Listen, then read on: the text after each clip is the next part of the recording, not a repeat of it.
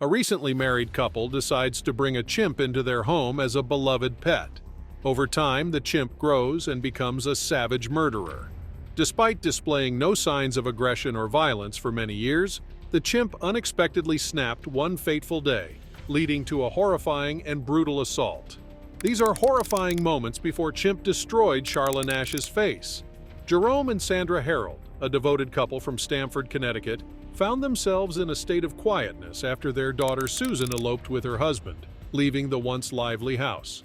Seeking companionship, the couple decided to adopt a pet chimp named Travis. Little did they know that this innocent creature would later become a savage killer. Initially a playful and affectionate chimp, Travis became an integral part of the Harold family.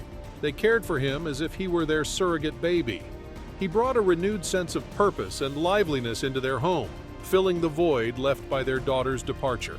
Over time, Travis grew both physically and intellectually, adapting to the ways of his human parents. The couple even had to modify their house to accommodate his needs, creating a spacious room with swinging tires for him to play and explore. Travis's friendly nature endeared him to the entire community. Neighbors and even the local police waved at him as they passed by. His remarkable intelligence allowed him to perform various tasks, such as dressing himself, feeding the horses, and even using technology. It was a seemingly ordinary day in 2003 when the couple took a trip to town with Travis in the back seat. Suddenly, a passerby hurled an empty soda can into the car, hitting Travis. Enraged, Travis unbuckled his seatbelt, unlocked the car door, and chased after the culprit. Despite his efforts, he couldn't catch up with the person, and frustration led him to the ground, rolling on the tarmac and halting traffic. It took over a dozen police officers and a 2-hour chase to finally coax Travis back into the car. This incident prompted authorities to pass a law prohibiting the ownership of pet primates weighing over 50 pounds. However, Travis was exempted from the rule due to his longtime ownership by the Harolds and the belief that he posed no threat. In 2004, Jerome Harold lost his battle with stomach cancer, leaving Sandra and Travis devastated. With her husband gone, Sandra faced mounting challenges in caring for Travis. The Stamford Animal Control Department expressed concerns about Sandra's safety as Travis transitioned into adolescence and grew stronger. Although he had never shown signs of aggression or violence before, the officers advised Sandra that it would soon become impractical for her to handle Travis on her own. Consumed by grief and loneliness, Sandra sank into depression, neglecting her social activities and communication with the outside world. Travis, deprived of physical activity, became obese and visibly unhealthy. The once vibrant chimp now found solace in snacks and TV, never venturing outside. His weight reached a staggering 240 pounds, and his once shiny face turned black and wrinkled. On February 15, 2009, Sandra reached out to her close friend Charla Nash, inviting her for a lively chat. Charla, a frequent visitor to the Harold's house, readily accepted. After leaving Travis alone, Sandra and Charla headed to Mohegan Sun Casino for some entertainment. Little did they know that their return would mark the beginning of a horrifying nightmare. Upon entering the house, Sandra sensed something was off. Travis seemed uninterested in his favorite ice cream, and the TV and computer were turned off. Ignoring the signs, Sandra mixed Xanax with Travis's tea before retiring to bed. The following morning, Sandra awoke to find Travis aimlessly roaming the yard. Concerned, she tried to call him back into the house, but he ignored her calls. Charla arrived shortly after, hoping to assist Sandra in handling Travis. Armed with Travis's favorite toy, a red Tickle Me Elmo, Charla believed she could lure him back inside. Confident in their ability to handle Travis, the duo entered the yard.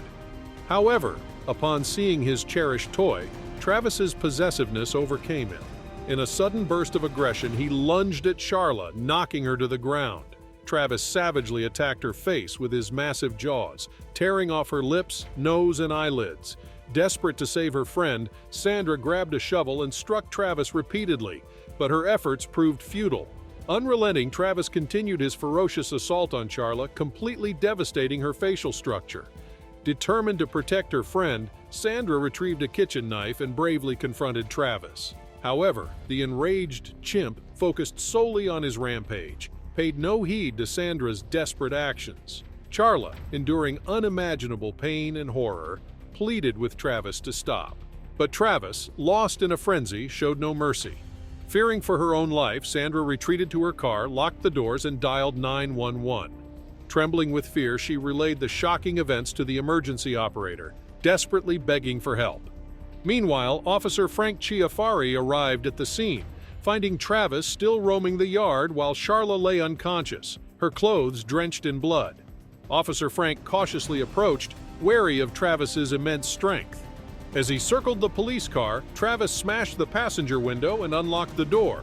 Fearful, Officer Frank fired 4 shots at Travis, wounding the chimp. Injured, Travis retreated into the house, eventually succumbing to his wounds. The nightmare had ended, but the aftermath scarred Charla Nash and everyone involved.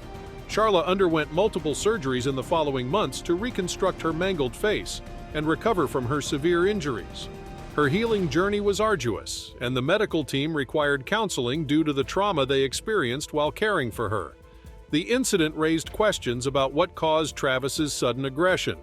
Some attributed it to the Xanax he had unknowingly ingested, while others speculated that his response was triggered by Charla's changed appearance and the presence of his favorite toy.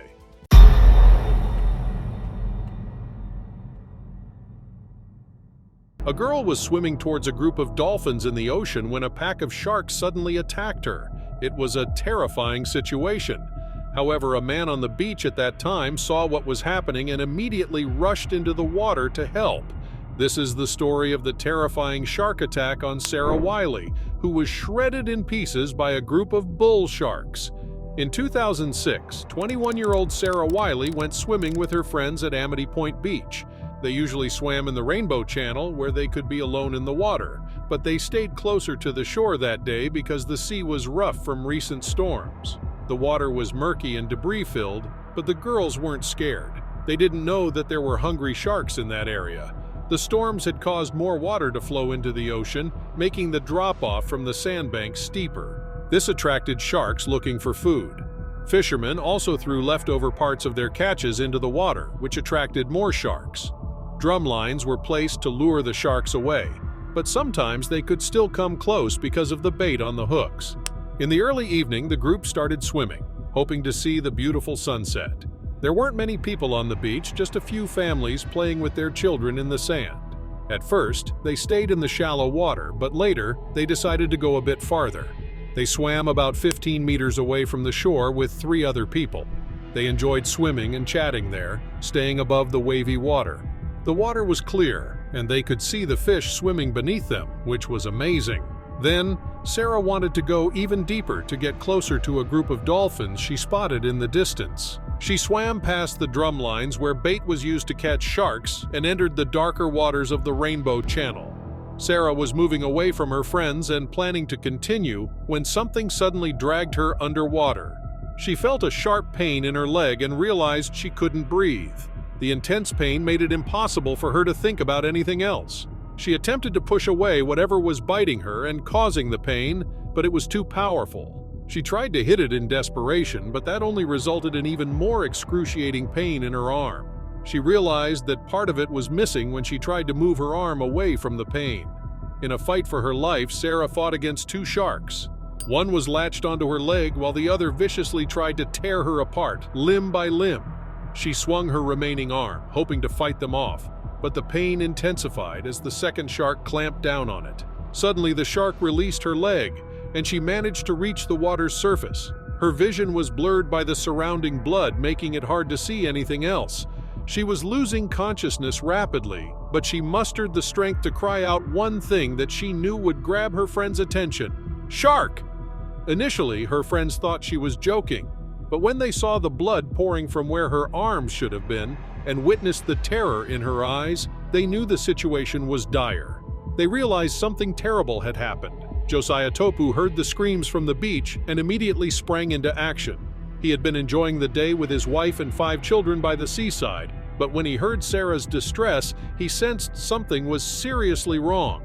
Without a second thought, Josiah dashed into the waters infested with sharks, swimming as fast as he could towards the young woman. He had never encountered a shark before, but heard that people could fend them off by kicking and punching. That became his plan. He had to reach Sarah before the sharks returned to harm her further. As he got closer to Sarah, the water around them grew redder. She struggled to keep her head above water, and Josiah scanned the area, unable to spot any sharks but noticing the injuries they had inflicted upon poor Sarah.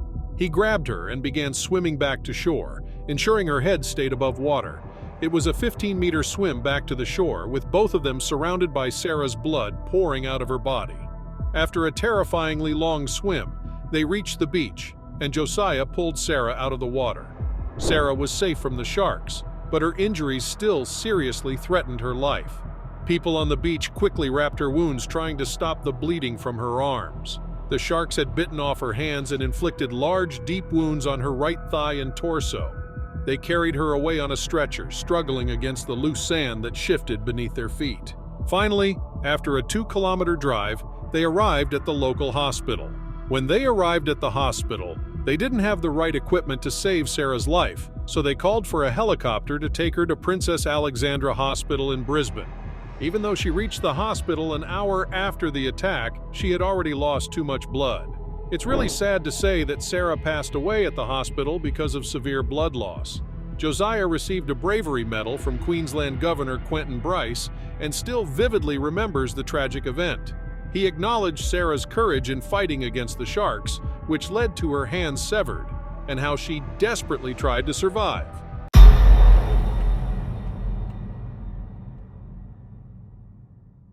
In a quiet coastal spot in San Diego, California, a nightmare unfolded for Robert Pamperin and his friend during their diving season when a massive great white shark appeared out of nowhere. What followed next were the horrifying last minutes of Robert Pamperin. Welcome to Alligator Head, a famous coastal spot at the west end of La Jolla Cove in San Diego, California, where a terrifying event occurred. Robert Pamperin and his friend Gerard Lair were enjoying their diving season in the deep waters of Alligator Head when they encountered a massive great white shark. Instantly, their peaceful dive turned into a nightmare they would never forget. La Jolla Cove is a small cove nestled in towering cliffs, making it a perfect location for scuba diving, swimming, and snorkeling. On June 14, 1959, Robert Pamperin woke up early on a Sunday morning, determined to hunt for abalone, a giant marine snail found in the chilly waters of New Zealand, Australia, South Africa, Japan, and the west coast of North America. Robert and his friend Gerard had planned to sell some of their catch for a good price, knowing that Alligator Head had a thriving abalone population in its deeper waters. However, hunting for abalones can be physically demanding, especially because these creatures prefer to stay hidden during the day. Robert and Gerard had to wait until later in the day to start their abalone hunt since these creatures prefer to feed at night and stay hidden during the day. Robert packed a light, bringing only essential items including blue swim fins, a pink bathing suit, a black mask, diving gloves, and a yellow-handed abalone iron, a tool used to extract abalones from rocks. They headed towards Alligator Head in the afternoon, and the murky water made it challenging to spot their catch.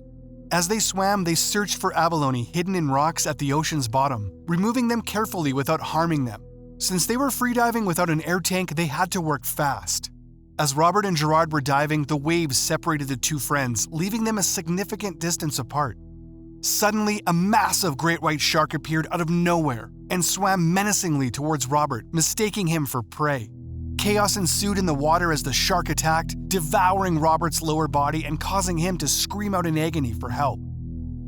Gerard initially thought his friend had a cramp, but soon realized something was wrong when he saw Robert disappear into the water, leaving a cloud of blood behind.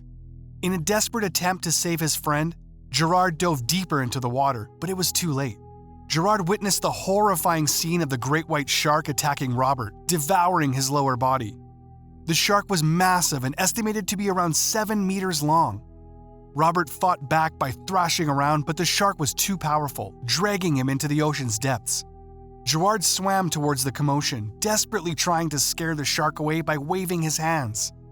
Unfortunately, the shark was fixated on its prey and refused to budge. Its jaws were clamped tightly around Robert's lower body, and his legs were trapped inside. The shark began shaking its head violently, attempting to tear Robert apart. The situation was dire, and Gerard felt helpless as he watched the shark attack his friend. After Gerard saw the shark devouring his friend, he swam back to shore to alert the lifeguards. They called the authorities, and scuba divers were dispatched to search for Robert. However, after 2 hours of searching, they found nothing. A few days later, a swim fin with Robert's initials and rows of shark teeth washed up on La Jolla Beach, raising suspicion about Gerard's involvement in the incident. The investigation uncovered 4 events that might have contributed to Robert's tragic fate. Divers were spearing yellowhead fish less than 2 hours before the attack, which could have attracted the shark. Additionally, a U.S. Navy sailor had lacerated himself on the rocks earlier that day, and a group of harbor seals were perched on rocks nearby. The most significant contributing factor was the dead whale that had washed 800 meters ashore to the north of where Robert was attacked the night before. More than a year after the tragic attack, geologists found a skeleton at the bottom of a submarine canyon 650 yards away from La Jolla. The coroner analyzed the remains and confirmed that they belonged to Robert. It was a heartbreaking discovery for his family and friends, but at least they finally had closure.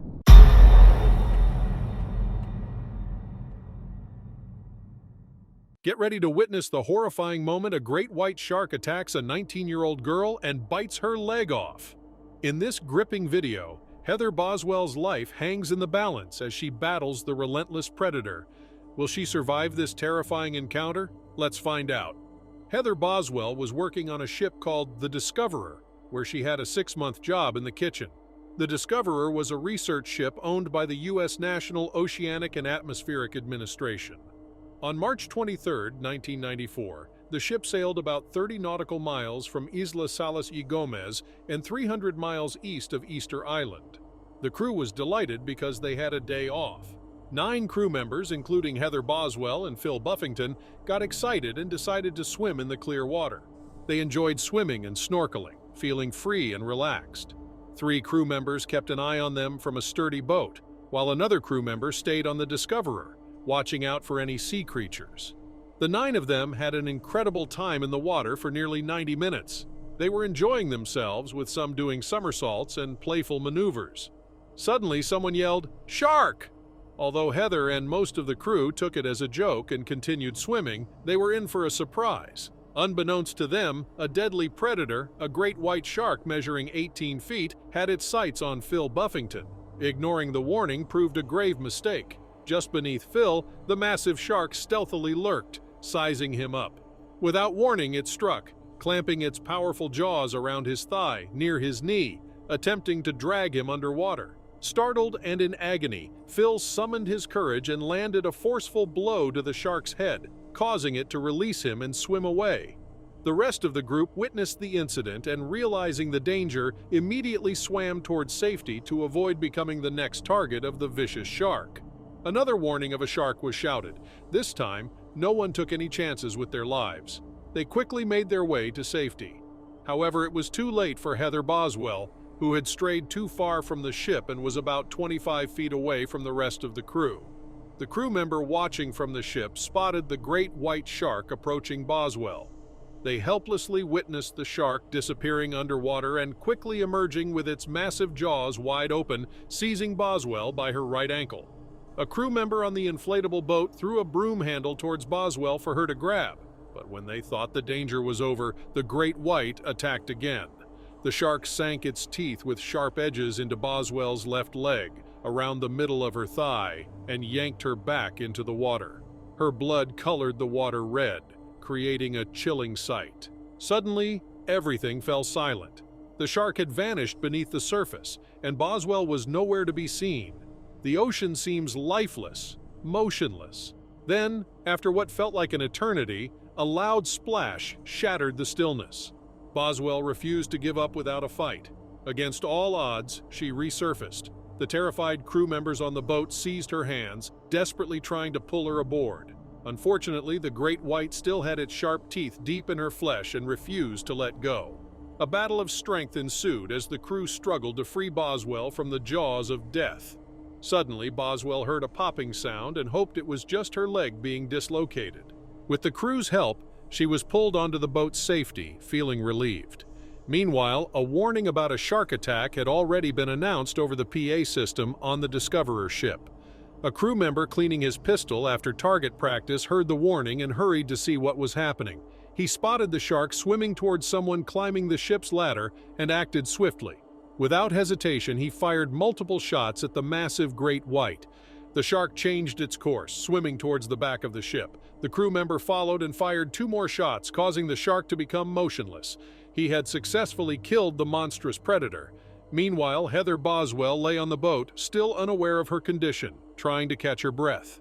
Suddenly, a sharp sting in her left leg made her look down, and she realized in horror that her left leg was missing. The popping sound she had heard earlier was when the shark had torn her leg away from her. As Boswell's mind processed the situation, she felt a surge of pain. The crew lifted her from the inflatable boat onto the ship. Phil Buffington was quickly taken below deck due to the throbbing pain in his feet. While his injuries were not as severe as Boswell's, his left thigh had several cuts, and his right knee and thigh had deep puncture wounds. Medics in the ship's sickbay stitched him up with 50 stitches. Meanwhile, Boswell's left leg had been severed above the knee, and her right leg had large cuts and puncture wounds. She had lost a significant amount of blood and was in shock. When they laid her on a bed, she was cold and unresponsive, without a heartbeat. The medics immediately gave her IV fluids, and her pulse was detected shortly after. By evening, she was stable and received care throughout the night. The following day, a medical team from the land arrived at the ship and decided to use the rigid inflatable boat to transfer Boswell. They placed her on the boat, then lowered from the ship into the water. Boswell was then taken to a nearby clinic and later transported to Panama, where she underwent surgery at an army hospital. The crew members who swiftly saved Boswell's life were honored with awards and medals for their bravery. Boswell eventually recovered from her puncture wounds, but needed to wear a prosthetic leg for the rest of her life.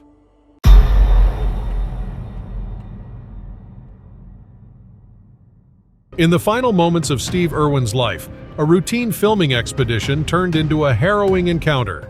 Join us as we unveil the heart-stopping footage captured by his cameraman, revealing the deadly last minutes of Steve Irwin, the crocodile hunter. On September 4, 2006, 44 years old Steve Irwin went to work. He packed his truck with supplies and equipment and headed towards Bat Reef in northeastern Australia near Port Douglas. He was getting ready to film underwater scenes for a documentary called Ocean's Deadliest for the Discovery Channel. The documentary was directed by John Stanton. Before the filming, John had a bad feeling. He told his friends and the producer asking to cancel the documentary, but they couldn't due to the money invested. John still felt uneasy but went to the reef with Steve Irwin and the cameraman, Justin Lyons. On the morning of September 4th, they reached a small town near Port Douglas. Steve Irwin's research boat, the Croc 1, took them to Bat Reef, located near the Great Barrier Reef on the eastern Australian coast. The area was home to marine animals like turtles, dolphins, and whales. The crew aimed to film a shark for their episode, so they wore their diving gear and prepared to enter the water. However, the sea was murkier than usual, making it difficult for Steve and Justin, the cameraman, to find a safe spot to search for a shark. They decided to cancel the filming for the day as it wasn't the right time. But before leaving, Steve noticed something interesting. It wasn't a shark, but a beautiful stingray. These marine animals could reach lengths of up to 5 meters or 16 feet, with a long tail that they used as their main weapon in the underwater world. However, Steve Irwin wasn't bothered by the creature. He had spent his whole life working with them and knew that stingrays didn't usually attack humans unless they felt threatened or accidentally stepped on. Steve approached the stingray, positioning himself directly above it. He believed this angle would be perfect for filming shots for his daughter Bindi's wildlife children's show, Bindi the Jungle Girl. He signaled for his cameraman to join him and start recording the animal. It was a peaceful scene against the vibrant colors of the ocean floor. Stingrays rarely allow humans to get so close. They usually swim away or bury themselves in the sand when encountering people. As Justin Lyons came closer to Steve Irwin, they had no idea what was about to happen. Suddenly, the stingray thrust its sharp tail upwards, piercing through Steve Irwin's chest. At first, he didn't fully grasp the seriousness of the attack. In the chaos of the water, his body felt numb for a few seconds. Even in the midst of this dire situation, Steve Irwin told Justin to keep the camera recording. He wanted to capture something from this unexpected encounter. However, Justin was painfully aware of the gravity of the situation. Steve's chest had a large hole around 2 inches in size and he was bleeding heavily, turning the water around them red. Worried that the blood might attract sharks, Justin pulled Steve Irwin and urged him to swim to safety. Once they reached the surface, the severity of Steve's injuries became evident. He was in intense pain and losing blood rapidly. Steve cried out to Justin that his lungs were punctured, but the truth was even worse. The stingray's tail had cut into the side of his heart, and the massive blood loss meant he could die within minutes. Justin shouted to the crew on the boat for immediate help. They hurriedly placed Steve on an inflatable speedboat and rushed towards land. Throughout the ordeal, Steve showed incredible strength. Despite fading consciousness, Justin and the crew pressed the wound to stem the bleeding. They pleaded with Steve to stay alive for his family and 2 children's sake. Steve Irwin knew he didn't have much time left and accepted his fate peacefully. His eyes closed and his face turned blue. Paramedics attempted to revive him on the shore, but it quickly became clear that Steve Irwin had tragically died from his injuries. Even if he had been taken to the hospital, the chances of survival were slim after the stingray's tail struck his heart.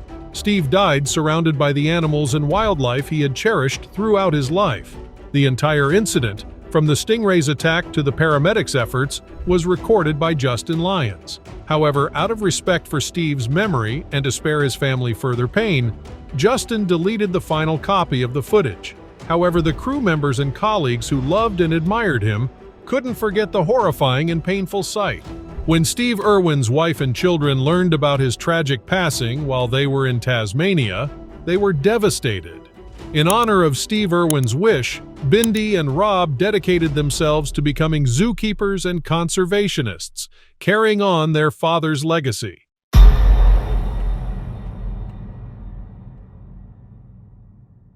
In today's video, we delve into the heart-stopping story of a fisherman who was eaten alive by an albino crocodile. It was a Monday morning, August 18, 2014, as a passionate fisherman and his wife set out to enjoy a peaceful day by the Adelaide River. Nestled in Australia, this river was renowned for its serene beauty, teeming with humans and crocodiles. Our fisherman, whose name remains unknown, carefully selected his spot along the riverbank, opting for an old ferry track that descended into the water. This area was frequented by avid fishermen, lured by the highly sought-after sport fish, barramundi, known for its tenacity and succulent white meat. The fisherman held his fishing rod and cast his line into the water, hoping to catch a prized fish. Meanwhile, his wife sat nearby, enjoying the fresh air and the beauty of nature. The fisherman repeated his casts, slowly reeling in the line, eagerly awaiting a bite. After a while, he felt a sudden tug on the line. It seemed that his lure had caught on something. He yanked on the fishing rod, hoping to free it quickly, but to his dismay, the lure remained stuck. It was probably tangled in underwater plants or branches. Refusing to abandon his gear, the determined fisherman made a fatal choice. He stepped into the water, holding onto the fishing line tightly. Little did the fisherman know that a watchful albino crocodile named Michael Jackson had been observing his every move since he arrived. As the fisherman cautiously walked further into the water, the crocodile patiently waited, ready to strike when the time was right. The river's surface appeared calm and peaceful, giving no indication of the hidden danger lurking below. There were no ripples or bubbles to reveal the presence of this powerful predator. With the water now up to his waist, the fisherman followed the fishing line, drawing closer to where it vanished into the deep. Suddenly, the serene scene transformed into a nightmarish reality in the blink of an eye. Without warning, Michael Jackson, the albino crocodile, surged forward with incredible speed. His jaws opened wide as he trapped the fisherman in an unrelenting grip. The sheer strength and might of the attack rendered the fisherman defenseless, his desperate cries for help silenced by the surrounding water. In moments, he was dragged beneath the surface, disappearing forever. The fisherman's wife, startled by the sudden disturbance, turned just in time to witness the heart-wrenching sight of her beloved husband being pulled beneath the dark depths of the water. The once serene and peaceful atmosphere shattered, replaced by the harrowing echoes of an unimaginable tragedy. In a state of panic and disbelief, the fisherman's wife immediately reached out to Tony Blooms, the proprietor of Adelaide River Queen Jumping Crocodile Cruises, hoping he could assist in the desperate search for her husband. Tony, situated nearby, rushed to her side. offering support and solace during this harrowing ordeal. Together, they scoured the area, desperately hoping for a sign of the fisherman's survival. As the search intensified, it became evident that their efforts would yield a tragic outcome. The sound of gunshots pierced the air, signaling a grim conclusion. Half an hour later, the lifeless remains of the fisherman were discovered. It was a heart-wrenching confirmation that he had fallen victim to the crocodile's lethal embrace. The authorities swiftly identified Michael Jackson as the culprit, the albino crocodile responsible for this horrifying incident, and in a final act, they ended the predator's reign of terror with a fatal gunshot. This calamity struck not only the fisherman and his family, but also the captivating creature known as Michael Jackson. With his unique coloring and commanding presence, he had become an icon of the river, a testament to nature's marvels. Sadly, his fate intertwined with a human's, resulting in losing both lives. This shocking incident was not an isolated tragedy. In fact, it marked the third fatal crocodile attack in the Australian Capital Territory that year. Nevertheless, it's crucial to remember that crocodiles are ancient, opportunistic hunters. They have thrived for millions of years, adapting and honing their skills to capture prey, including humans. Our paths occasionally intersect with theirs. Unfortunately, the outcome can be devastating. So that's it for today. Stay tuned to our channel for more gripping stories that showcase the wonders and dangers beyond our doorstep. Remember to subscribe and join our community of wild stories. Until next time, stay safe and remain vigilant in your pursuit of adventure.